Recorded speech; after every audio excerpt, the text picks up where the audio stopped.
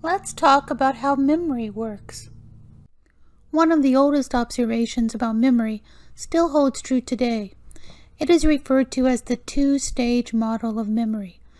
There is a temporary form of memory and another form of memory that's permanent. Someone might tell you their phone number, and 5 minutes later you've forgotten it. But you can still remember the street address of your best friend in elementary school. In the two-stage model of memory, it is assumed that every long-term memory that you have started out once as a short-term memory. The two-stage model of memory was first proposed by the functionalist William James. Remember, he didn't have a laboratory. He used a philosophical approach and reflected on the functions of the human mind, and he proposed that there's a short-term form of memory that can disappear, dissipate, you can lose it, and a permanent form of memory that you can retain virtually your entire life.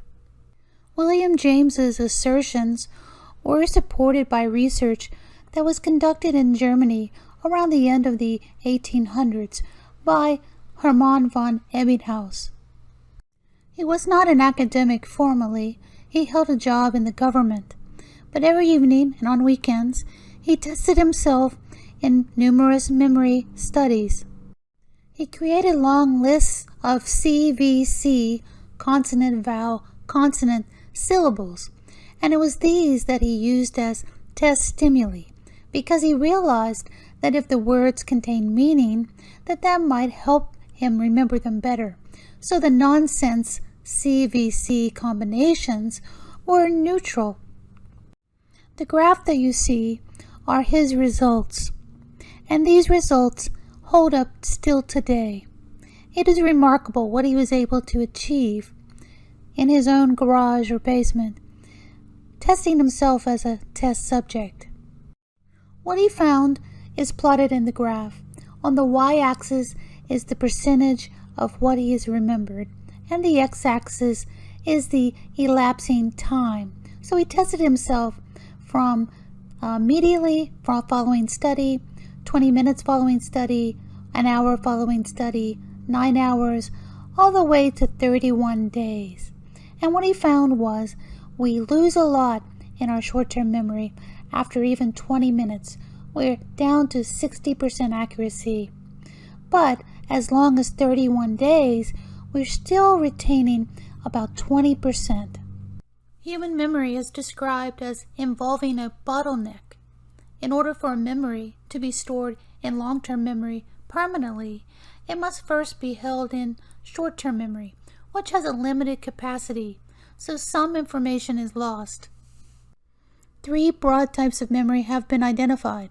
In addition to short-term memory and long-term memory, there's also sensory memory, which is the first kind of memory for information that's first registered by your senses.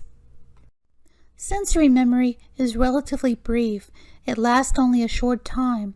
So for example, iconic memory for the information that we see lasts just about 250 milliseconds or a quarter of a second.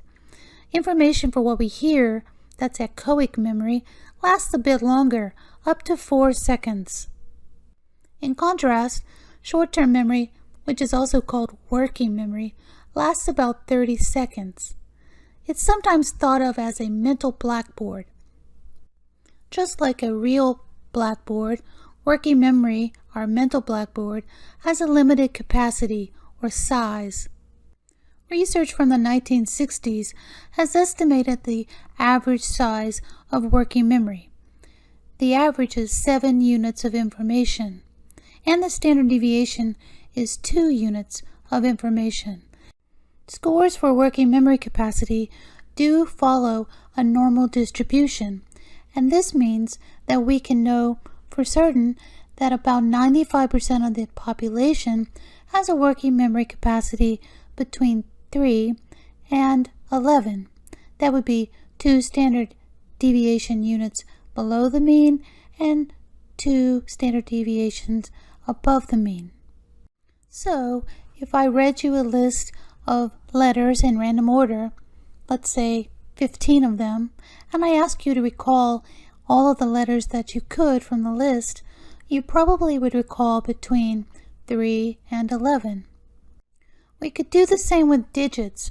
I could read you a sequence of numbers and ask you to recall them, and you would probably recall between 3 and 11. There is a way to increase the amount of information that you retain in short-term memory or working memory. If you can somehow reorganize the information you're given and create smaller groupings of information, you can engage in what's called chunking, and this can effectively increase the amount that you remember. For example, if you are given a sequence of numbers 4, 0, 5, 7, 4, 4, 7, 3, 3, 5, you could realize that 405 is the Oklahoma area code and 744 is the on-campus prefix for telephone numbers, and 7335 is a unique number on campus.